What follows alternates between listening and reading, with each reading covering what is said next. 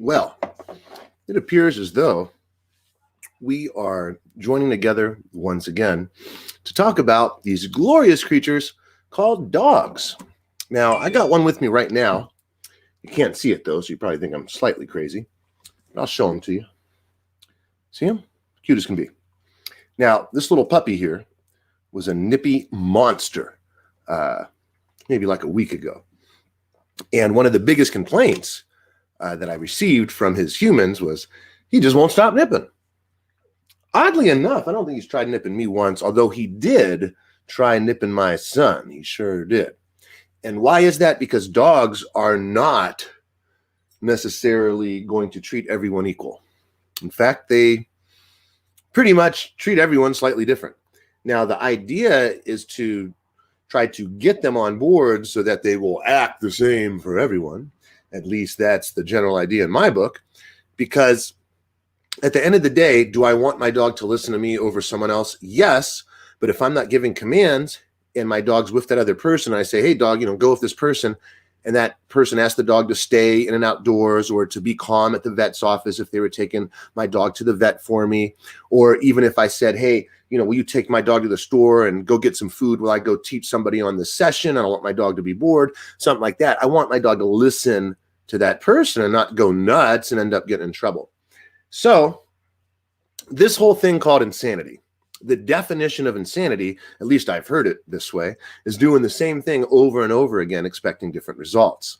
Now, unfortunately, it goes two ways here, because you have the pros that know exactly what to do over and over again to produce different results. And then you have the amateurs, or the people who have really no idea what they're doing yet. And when it comes to training their dogs, they're going to do the same thing over and over again and not get the result they're after. If anything, the behavior they're trying to fix will oftentimes get worse. Now, let's put this in perspective. When somebody wants to teach their dog, let's say, to stop nipping, it's often recommended to go ahead and give that dog something to do when they're nipping you so that they stop nipping you, which is awesome. This is like a, Band-Aid on a bullet wound, because in the short term, it might, stop a little bleeding, which means, you're not getting nipped. But then what happens shortly after that is your puppy goes right back to nipping, but now they expect to get something even better, right? Because that's typically what we do, because they're not interested in the thing they just had. That's why they're back to nipping us. So we grab the next thing and give it to them, and this creates a whole giant mess.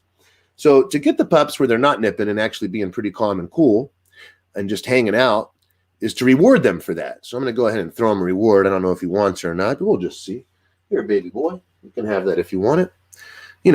But the idea is this, is you want to reward the behaviors you want and disrupt the behaviors you don't until your dog chooses something else. Training, you can do it by trying to convince or coerce or lure and all this stuff, and then you get some pretty good results that way. But I found a much better method is to actually let our dogs make a conscious choice, and then we reward that choice. So it's not so much us, it's more like them. And they're like, ooh, I like being the captain of my choices and being in the captain seat of the decision making. Yes, human, you're great, but I really want to have my independence. So it's a little trick, because they feel as though they're having this great choice, but really, we as the master puppeteer, if you would, we've created it in a way where the dog is making this awesome choice, like staying on the bed right now and not nipping and getting into my stuff. And then the reward comes, and he's like, yep, this was a great idea. I should stay in this bed. But see, I never once told him today, when I brought him up here, to go to the bed. I just set him on there, and he kind of knew what to do. Why? Because, hey, I put some work in. I trained this guy in the past. So what was it like in the beginning? I'd set him on the bed, he'd get up. I'd set him on the bed, he'd get up, and he'd just keep doing that again and again and again and again. And I kept doing it again and again and again and again. So that's insanity, right? Because I'm doing the same thing over and over, expecting a different result. And that's why I say dog training is the definition of insanity. But look at this. When you're a pro, you're going to get a different result. Now, what happens with a lot of people that come to me, they're like, dude, I'm doing everything right. I'm doing exactly what you said. And I'm like, well, then what happens? They're like, well, they get up. And I'm like, well, then what happens? They're like, well, I put them back. And I'm like, well, then what happens? And they're like, well, they get up again. And I'm like, yeah, keep going. Well, what happens then? And they're like, well, then I just get frustrated. And I say, yeah, and then what? And then they'll be like, well, I put him in the kennel. I put the dog in puppy town, or I just give up and let the dog do what it wants. And that's why you're not getting the results. That's why. If you want to get the results, you have to think of this phrase, all's well that ends well. So you could have like a session where your dog doesn't do anything you ask, but if you just get him to do something close to what you ask at the end, then when you start, you're going to have a much better chance of success versus you could do everything right. And right at the end of that session, that dog starts to get the best of you. You get frustrated and quit. All that previous work you did went out the window. And that's why for the amateurs, they're doing the same thing over and over again and getting the exact same result. They're like, why won't this dog listen? Why won't this dog learn? I don't understand. And I'm telling you, hey, that's cool. I was there too once. I didn't understand. I used to like struggle teaching the heel command. I can remember being in dog training school. I was just telling this story to someone the other day. They were struggling with heel, and I was trying to let them know, hey, it's not so bad. I used to struggle too. And the guy who was training me, he would just like snatch the leash and go, what are you doing? You know, because I was doing it wrong. And I didn't understand why or how or what I was doing wrong. And then I was finally getting better at it. And he was letting me teach some of the classes, because that's part of what we did, is he'd let us, you know, learn and watch him do it. And then he'd let us do it. And then, of course, snatch the leash from me when I do it wrong. Anyhow, what eventually occurred was I started getting so good at teaching heel, just about anyone who had a dog that was pulling, I could teach them how to get their dog to heel, except my own dog. Why? Well, when I'd go to him and say, hey, what am I doing wrong? He'd go, well, you got to do it more. And I'm like, I am. You know, he's like, well, you got to make it make more sense. You know, like maybe you're not being clear enough. And I'm like, I'm being so clear. And he's like, well, you got to be clearer. And I'm like, ah. And he was right. I was wrong. I didn't understand then because I was in that amateur version of this training where I thought I was rinsing and repeating and doing things, you know, consistently. But no, because when things ended wrong, and that's where the session ended, it would never amount to anything. But when I started realizing just that little subtle shift of it doesn't matter what happens up until the end. And as long as it ends the right way, we are going to make progress. Now, I don't want to, you know, mistray you and make you think, well, none of it matters. No, it totally does. So like if you have a session that's 90% awful and only 10% good, I mean, yeah, you'd get a lot better results if you had like 70% of a good session than a 25% bad and a 5% ending of great.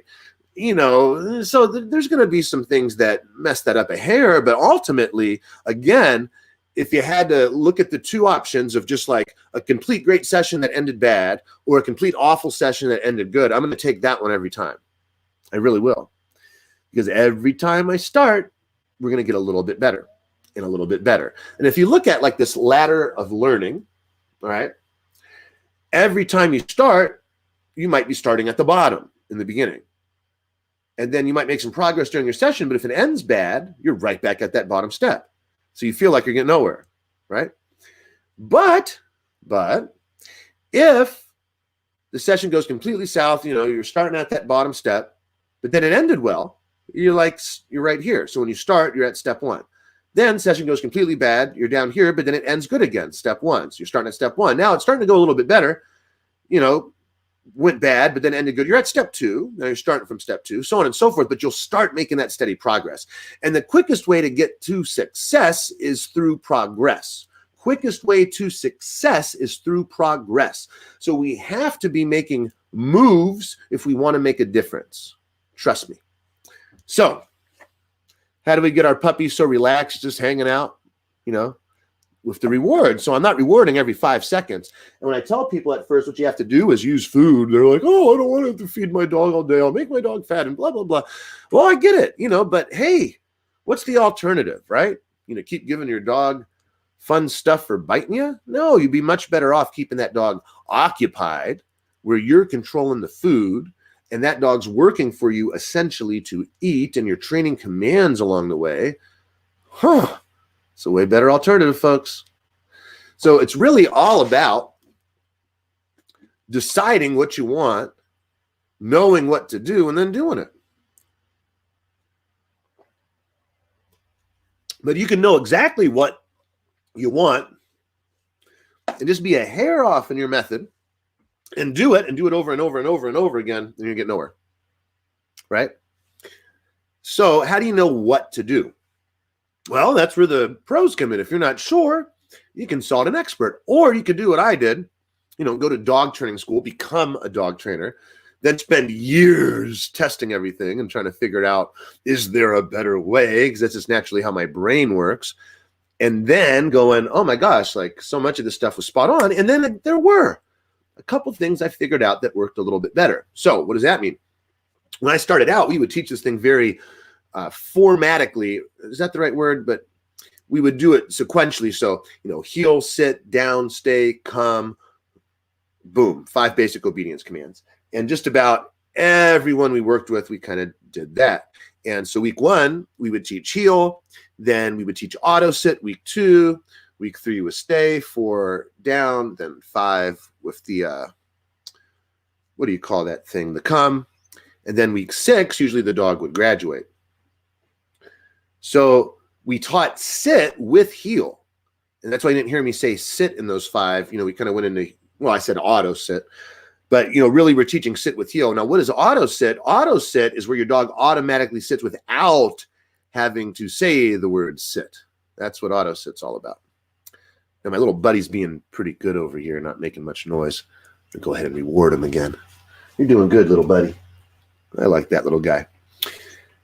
Now, the more you do this stuff, just like when Edison invented the light bulb, if you keep failing enough and you keep trying new things and you keep failing, you may eventually get there. But wait, isn't that the problem? Because dog training is all about repeating the same process over and over again until we get the different result. Hence, definition of insanity. But ladies and gentlemen, my name is Jeff Feuerwerker. I've been doing this since 2005, and I've been getting dogs to listen better to their people than spy equipment. And I kid you not, the reason we're able to do that is because when somebody wants to know how to do it, and if I'm able to kind of guide them in what to do, and then they do it, and if they have questions and I help along the way and just kind of refine it little bit by little bit, we start to get somewhere. So what I did is I flipped everything on its side. And instead of starting out with heel, I started out with something we barely even taught, which was leave it. And why? Because leave it to me starts to get you what you want, which is something called pack leader points. Now, at the end of the day, the pack leader points is what's going to determine how easily your dog listens to you the next day. So if your dog shuts you out, they got 27 pack leader points that day and you got 0. And then the next day they got 137 pack leader points, you got 2. Your dog's going to never really listen to you outside of when they want to for a treat or toy. And that's awesome, right? That's great. That's all positive reinforcement. That's great. But positive reinforcement only will get you into trouble only when the dog does something that they don't want to receive the positive reinforcement for to listen, in which case you still would like your dog to listen, and that's where it can go south fast. So what would that mean is, your dog's running across the street, the leash got loose and they're like running into traffic or something, and you're like, hey, come, I got these treats. Your dog's like, no, I'm going to run. It's like, well, what do you do then? Or let's say your dog's being all goofy and like jumping on someone and you're trying to tell him, no, come on, like, let's use these treats. The dog's like, no, I don't want your treats. Or, here's this toy. Your dog's like, no, I don't want the toy. I want to jump. And the dog's like huge. Maybe it's a Great Dane. And like, maybe the person's a small little elderly person. And you're like, no, don't hurt grandma or grandpa or whatever. Think about that. Like, what do you do then? Well, if you had to grab that leash or collar and pull that dog off, I don't think that's positive reinforcement only, is it? So I don't know, just throwing that out there. But you want your dog to listen even in those moments. Now, here's the thing. If you have a dog that's really believing that it's the boss of you, then it can correct you or reprimand you for trying to tell them what to do. So this would be like if the boss tells someone, hey, your job's go get me the coffee, and the coffee person's like, no, you go get it yourself. That may or may not result in that employee getting reprimanded or fired. I mean, maybe not, but you get the point. Right?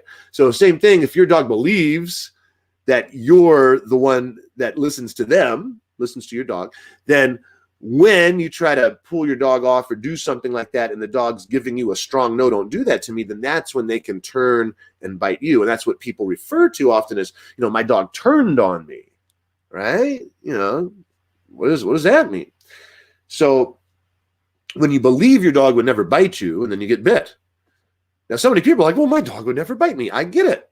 Well, if that were the case, why would we have the phrase, my dog turned on me? It's a pretty popular phrase. So I've worked with people for a very long time whose dogs have turned on them or turned on a family member or turned on a guest or someone that they previously knew and liked. In fact, I was just working with a case recently where, as the husband and wife spent more time with this dog that they adopted from the shelter, the dog started getting slightly more protective of the wife and eventually was like coming in between the two of them and even kind of, growling a little bit at the husband. So what happens is, if we're doing the same thing over and over again and producing the same result, it's probably not because we want our dog to just be a miserable mess and not listen. It's because we probably just don't know what to do. So the thing to do, especially if your dog's nipping you, get this place command cooking. This place command is what's up. When your dog has a good place command, then you can get some stuff done without having to worry about your dog being underfoot as they're trying to bite your feet. Or, if you have a flowing dress and they're nipping at that or biting your bunny slippers or whatever it is, okay? Now, let's just say it's not a nipping problem. Let's say it's a jumping problem. Okay. Hear me out. Kind of hard for him to jump, right? This camera's giving me trouble. Probably maybe disconnect the whole thing. Hopefully not. But it'd be hard for him to jump if he's laying down on that bed, wouldn't it? Yep. Oh, what's another one? How about like charging and lunging at guests or something? Well, same thing. If they're laying on the bed, that's kind of hard. And someone's going right now, I hear them. They're like, but dude, that's so mean. That dog has to stay on the bed. Well, I don't know. Like, if you give your dog a stay command, what's a reasonable amount of time for your dog to stay? I don't know. How long should you keep the milk past the date it says? I don't know. Like, some people push that envelope a little bit. Some people are like, oh, it's the sell date, gone. Other people wait for the expiration date. I don't know. So it's all up to you. Just like you could have it so he doesn't have to DOWN on the bed. That's just how we choose to do it. But we also will let them move and readjust and things like that. It's not like he has to hold like perfectly still, especially if they're there for a long time, let's say. And again, a long time is all on what you decide it is. For some people, it's 5 minutes. For some, it's 15. For some, it's an hour. For some, it's more. Now, here's the deal. When our dogs are being good, they're usually not doing much anyway. They're just kind of hanging out, laying down on the couch, or looking out the window, or whatever it is. So all we're doing is just being slightly in control of that a little bit, which earns us the pack leader points. So it makes it easy for our dogs to listen to us, which makes us way less likely to ever have our dogs turn on us. It's pretty awesome. I'm going to go pick my buddy up just because he's super cute. Come here, little buddy. Come here, little guy. Oh, my gosh. I got a little buddy. Ugh. He used to be a nip monster. Not anymore.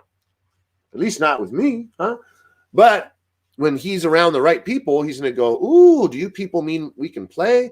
Are you saying that I can nip? And he's going to want to do that because that's what dogs do, right? Isn't that great, baby? They want to play. They want to have fun. Yes, they do. And if they can turn it into a nip fest, that's exactly what they're going to do. Huh. Yep. So knowing how to hold even. A lot of people don't even know how to hold their puppies in a way that's going to lead to them not getting nipped. A lot of people struggle with that even. But, if someone even just knew the right way to hold that puppy, it's going to prevent you from getting nipped. Somebody knew what to do, the right way to contain the dog and how to train the dog when the dog's jumping, same thing, problem solved. Or with the barking, there's lots of ways around that. One of the ways I really like, we did this with someone real recently, is instead of trying to tell the dog, just don't bark, what we start doing is praising them for barking. It throws the dog off. Usually they'll stop barking the moment you praise them. But what we'll do is start teaching an on-off switch for that barking command so that when we say to bark, they do. When we say to stop, they do. It's super fun. And then if they start barking, well, hey, we got a pretty nifty way to stop them now. Works like a magic trick. Pretty gosh darn cool. Yes, it is. Yes, it is, little baby. I know. You want to do the lick thing. And I'm like, I don't know if I want kisses right this second, I don't know, man. Maybe not right this second. Okay, you're going to go for my arm, I see. That makes sense. Oh, yeah. So, again, back to it. Knowing how to hold them helps, okay? Now, for me, I try to teach everyone to hold that dog at least for some point, for a little bit while you still can, on their backs. And a lot of people go, dude, my dog hates it. when they go on the back. And I'm like, well, that's exactly why you need to put your dog on the back. So they stop hating it. You know, it's the same as like, my dog hates getting their fingernails trimmed or toenails, or, you know, I guess dogs have toes, but right. And so then eventually, like, no one can groom them, and you have to like sedate them or take them to the vet or muzzle them and stuff like that. Whereas if we just worked on it, we'll get some progress.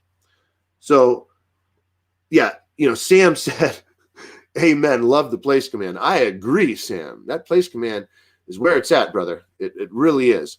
And a lot of people will go, oh, that's so cruel. And it's like, is it? I think it's cool, because when your dog knows a good place command, they don't just have to stay on the place. You can lit them up as much as you want and send them right back the moment they get bored, because most dogs are bored because they're bad, hands down.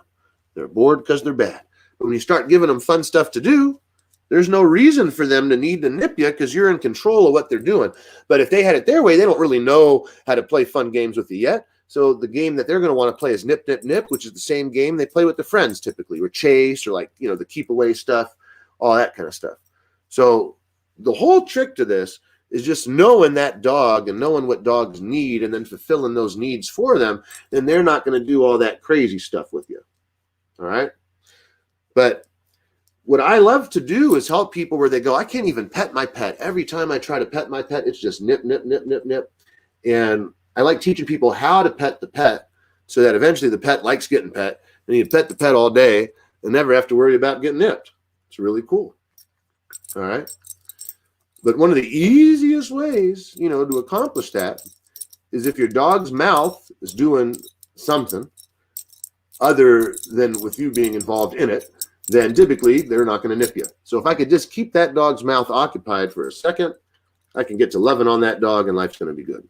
So what I would encourage everyone to do is don't, you know, walk away or make excuses for the things that are hard, but push through, because, you know, success is right around the corner. In the beginning, no, it's going to be tough. You might be doing several repetitions of the same thing over and over and over again, until eventually you don't have to do that stuff at all. All right. And you're able to pet ears and play with paws and do all that kind of stuff without that puppy trying to nip you, which is tough for a pup, right? Because if they could, they'd play with you, and they'd play the way that they were designed to play. And if you've ever watched puppies play, they don't sit down and play checkers. They don't play like Zombieland. Is that a game? I don't know. They're not going to go play Yahtzee, right? They're going to go nip each other pretty much, or like, you know, bash into each other and jump on each other and do all that kind of fun stuff. So when you wonder why they do that to your kids or to you, it's because that's what they were designed to do. So if we want them to do something else, they're going to need a really good reason. Ain't that right, Mr. Brewster? You're going to need a good reason, man. I know. You're one of the cutest puppies I've ever seen, dude. You really are. Such a nice guy. I love this little guy. So anyway, it's like knowing how to communicate to the dog that's going to make your life easier. Now, there's subtleties with the body language, and I think a lot of people mess that up too. So here's one. Notice when I'm petting him, he's not staring at my hand right now. But a lot of people, they do this, and like when the dog's staring at their hand, then they're trying to pet, and that will typically create the nip, because you're coming in the pen, the dog's like, hey, what are you doing? Well, they're telling you, don't touch yet. So one of the things I help teach people is just be aware when you go to pet that dog, what that dog's looking at, and you know how much that dog cares. You know, what are they thinking in that moment? It really matters. It matters so much. I know, baby. It does matter. And for these little buggers, they don't need, you know, a PlayStation or an Xbox to have fun. But they're going to want to do everything you tell them not to, just like humans. You tell a human not to do something, the first thing they want to do is typically go do it. Don't push the red button immediately. Want to push that red button. Don't think about the color black. Don't think about it. Black. Don't think about black. What does your brain do? Thinks about black. So for our dogs, and we're like, hey, don't jump. Hey, don't bark. Hey, don't do this. That's why they struggle so much. Where in the dog world, it's a little bit more direct. They just kind of get close enough to where they could actually do something most of the time. And then, you know, if that other dog doesn't sense that presence or that energy shift, then they react and respond. So what that might look like is if a dog wanted another dog to stop barking, they might just run up in there real quick, like, dude, you're going to stop? And then if they don't, they might go ahead and correct that dog with a little nip or something, right? Or a growl or a nudge or a bump, depending on the breed or how that dog, best communicates. So knowing this stuff about these doggies, yeah, talking about your species, buddy, this is what allows us to make progress super fast without getting nipped. Now, some people struggle even just to hand the dog food like this. It's like the dog's going to take their fingers off, just by trying to give the treat or something. That's something too. Like I've dealt with people who had, 8-month-old, 12-month-old dogs that never once learned to take treats easy, so much so that their method of giving their dog food is to just throw the food at the dog because they've just given up trying to put stuff in that dog's mouth. And for those people, typically they also struggle. They're carrying the objects up in the air as the dog's jumping and nipping at the stuff. Doesn't matter what they're carrying. The dog's always trying to steal stuff from their hands. So one of the other things we teach people, and do it quite religiously, is how to even just walk through your home carrying stuff without that dog jumping at it. I know. And some of this stuff is so simple too. But the reality is it's simple for the people that are used to doing it. And if you've never done it before, it could be like so overwhelming because it's doing something different. Because if you were to do something the same and you're not getting results now and you've been doing that forever, then you're probably not going to. But if you know what to do and you're not getting results now, but you know exactly what to do, you should start seeing results pretty darn quick. And if you do that enough, you'll get to where you want to go. But you got to get going. You got to get started. You got to start with something. So learning how to cuddle these babies, oh my gosh, could be so fun. And, they say that having a dog will reduce your stress and help you live longer. Well, that's not if the dog's stressing you out and you can't pet them, because part of that is being able to pet your dog, right? So, just make sure that you're taking action, even if that action is just doing something and giving it a shot. I talk to a lot of people, they'll watch a YouTube video or, see something on Facebook and give it a shot. But then they see a million other things and they do it, they try doing it all. And so they get absolutely nowhere. You want to just pick a method and stick with that for a while. Because remember, it does take some repetition to really get to the bottom of it. Now, with some things, it could be like a super easy fix. But usually there's still some sort of upkeep somewhere along the way, along the road. Oh, by the way, another fun thing is this. Let's see, buddy. We got a cool one for you in here. This one might look good on him. So when you get them non-nippy, then what you can start doing is cool stuff like this, where once they're not trying to nip you. Now, see, he's real interested in my bow here. So just watch what I do. I'm just going to wait for him to kind of stop for a sec, right? So I'm just kind of giving this little touch here when he tries to go down. And that little touch is saying, hey, dude, that's not exactly what I want you to do, buddy. And so here's where the repetition pays off. But if people don't know what to do as far as that repetition, they're not going to be able to create that result. So as he thinks about maybe what a great idea to nip this thing, we're going to nip that in the bud real quick and say, dude, you are going to be one bow tie wearing boy. Yes, you are. Because I think, Mr. Brewster, this color looks extraordinary on you, number one. But then number two, because your parents sent you here as a nippy mess, we're going to help work that out by wearing stuff like bow ties. Isn't that cute? So you just got to know what to do, because you saw like he was going for it, like he wanted to nip it, and, and he might try to grab it here. So here we go. So as he goes to nip it, I'm just going to hold him and let him know that's not what we want, dude. And then when he stops, that's when I'll release. It's just knowing how to hold. There we go. He's moved on. Now, I didn't give the treat to redirect him when he was trying to eat the bow tie, but now that he's being cool, hey, dude, you get stuff. Yeah, Brewster. You're looking good with that bow tie, my man. You really are. So this place command, it can fix a multitude of issues.